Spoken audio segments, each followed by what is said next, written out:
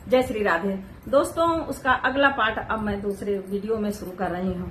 तो जब इतना ज्यादा हो गया, जब बहू की माँ ने भी उनकी बीवी को परेशान करना, अपनी समधन को परेशान करना शुरू कर दिया, तब विवश होकर उनके पिताजी को बोलना पड़ा, बेटे के बाप को बोलना पड़ा। लेकिन बेटों ने अपनी पत्नी का पक्ष लिया। दोनों बेटे लड़ गए और माँ बाप को बोले कि अब इनका हमारे साथ ठिकाना नहीं है। और दोनों बोले कि अब तुम दोनों अपना इंतजाम कर लो। अब बुजुर्ग बेचारे ये सोचे कि हम इंतजाम करें तो कहां से करें, क्योंकि सारी जमा पूंजी तो हमने इनको दे दी है। लेकिन फिर भी बोले ठीक है, ये अपमान की जिंदगी जीने से अच्छा है कि हम सूखी रोटी खाएंगे, ये आधी आधी रोटी खाएंगे, लेकिन सुकून से दोनों साथ में तो कम से कम रहेंगे। और अपनी पत्नी को बोले कि तुम यही इंतजार करो, मैं 2 दिन में वापस आता हूँ, इंतजाम करके मैं वापस आता हूँ। और वो कहीं चले जाते हैं, किसी यार दोस्त से पैसा वैसा जो भी हो करने के लिए निकल गए। इधर उनके घर से निकलते ही बहू जो थी वो सासू माँ से बातों बातों में इतना ज्यादा झगड़ गई कि सासू माँ को धक्का दे दिया और सासू माँ का एक पैर टूट गया। 15 दिन का वो टाइम लिए थे, लेकिन 2 दिन में ही आफत मचा दिया, उनका पैर टूट गया। बोले कि अभी तो सड़ जाएंगे, गंधाएंगे, पूरा घर गंधाएगा, इनको घर से निकालो। और दोनों बेटों ने, बहुओं ने एक प्रोग्राम बनाया कि सासू माँ को घर से बाहर निकाल के बैठाल दिया। घर में ताला लगा के दोनों घूमने के लिए 1 हफ्ते के लिए बाहर निकल गए। अब सासू माँ बाहर इंतजार कर रही थी बैठ के कि वो आएंगे, अभी 2 दिन के लिए बोल के गए, 2 दिन में आएंगे ही लौट के। तो मैं यही इंतजार करती हूँ, भूखी प्यासी बेचारी सड़क के किनारे बैठी रही। अब वो जब वापसी किए तो स्टेशन पर जैसे आए, वहां पता नहीं क्या कुछ ऐसा हुआ कि भगदड़ मच गई। और भगदड़ मची तो वो भी थोड़ा सा परेशान हो गया। और उसमें किसी ने बोल दिया कि एक बूढ़ी औरत ट्रेन के आगे आके खत्म हो गई, आत्महत्या कर लिए। उसके बहू बेटों ने निकाल दिया था घर से, इसलिए वो आत्महत्या करके मर गई है। जब उसके पास वो बुजुर्ग पहुंचे तो देखा कि उसका चेहरा नहीं दिखाई समझ में आ रहा था, क्योंकि चेहरा एकदम बिगड़ गया था। अब वो सोचे कि ऐसा तो नहीं कि मेरी पत्नी को मेरे बेटों ने घर से निकाल दिया तभी मेरी ये आके आत्महत्या कर ली। वो भागते भागते घर गए तो देखते हैं वो उस घर में ताला लगा हुआ है। अड़ोसी पड़ोसी से पूछते हैं तो वो कहते हैं आपके बेटे तो घूमने चले गए हैं और आपकी बीवी को बाहर घर से बैठाल दिए थे, वो रोती बिलखती यहीं पड़ी थी। और 2 दिन के बाद पता नहीं कहाँ निकल गई, कुछ उनका आता ही पता नहीं है। अब वो बेचारे परेशान हो गए। वो सोचे कि वो जो लेडीज खत्म हुई थी ट्रेन के नीचे, वो मेरी बीवी ही खत्म हुई थी। और रोते बिलखते बेचारे इधर उधर घूम रहे थे। एक जाके वृद्धाश्रम में वो भी अपना स्थान बना लिए, वहीं चुपचाप रहने लगे। तो एक दूसरे वृद्धाश्रम में उनका दोस्त रहता था, उसकी मृत्यु हो गई। तो वहां उनको कंधा देने के लिए वो गए। जब वहां गए तो जब सब तैयारियां चल रही थी तो देखे कि एक औरत कोने में बैठी रो रही थी। तो सबसे पूछा कि ये कौन है औरत, ये क्यों रो रही है। तो लोगों ने बताया कि ये 1 महीना पहले यहाँ आई है, ये सड़क के किनारे ऐसे बैठी भीख मांग रही थी, इनके पैर में चोट बहुत ज्यादा लग गई थी, चल भी नहीं पा रही थी, दर्द से बिलख रही थी। तो कोई बहुत अच्छा आदमी था जो लाके इनको यहाँ छोड़ दिया था, इनका इलाज हुआ और ये इनको आराम हो गया है। लेकिन ये अपने परिवार को याद कर करके बहुत रोती है। एक तस्वीर लिए रहती, बस उसी तस्वीर को देख के रोती रहती है।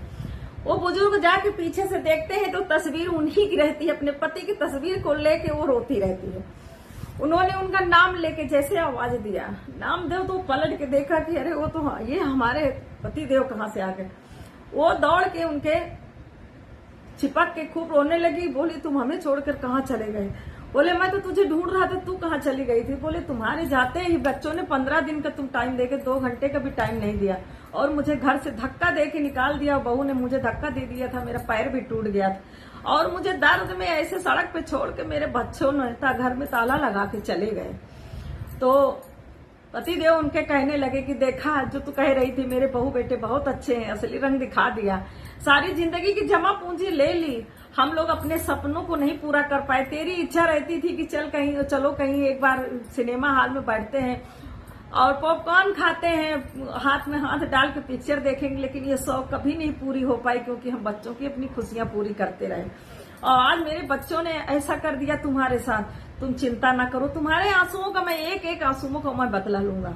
स्टेशन जाते हैं, पुलिस स्टेशन जाके रिपोर्ट करते हैं, FIR दर्ज कराते हैं अपने बेटों के खिलाफ। पुलिस जाके तुरंत घर में ताला लगा देती। बेटे जब घूम के आते हैं घर में ताला लगा हुआ देखते हैं तो देख के वो परेशान हो जाते हैं।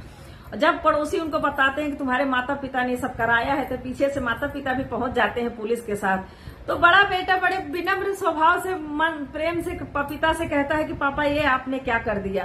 पिताजी कुछ कह पाते, इससे पहले पुलिस ने एक झापड़ उसके मुंह पे मारा। बोले तुमको लोगों को शर्म नहीं आती, अपने बूढ़े माँ बाप को घर से बाहर निकाल देते हो और उसके बाद कहते उनकी सारी जमा पूंजी लेके उनके साथ ऐसा व्यवहार किया।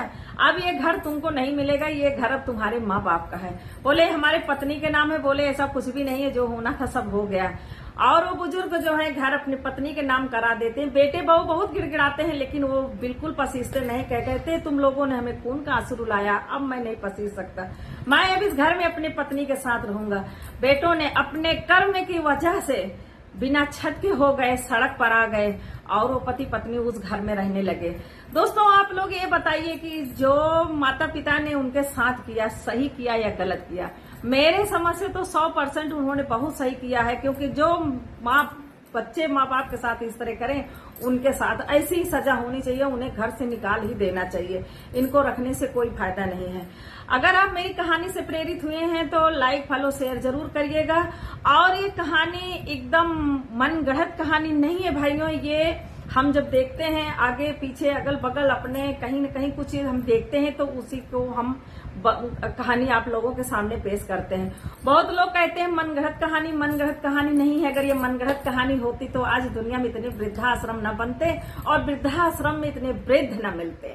आप वृद्धाश्रम में जब जाइए तो वृद्ध लोग अपनी खुद ही पूरी कथा बताते हैं, जो सुन के आप अपने आंसू नहीं रोक पाओगे। कहानी झूठी नहीं होती है भाइयों, सच्ची है।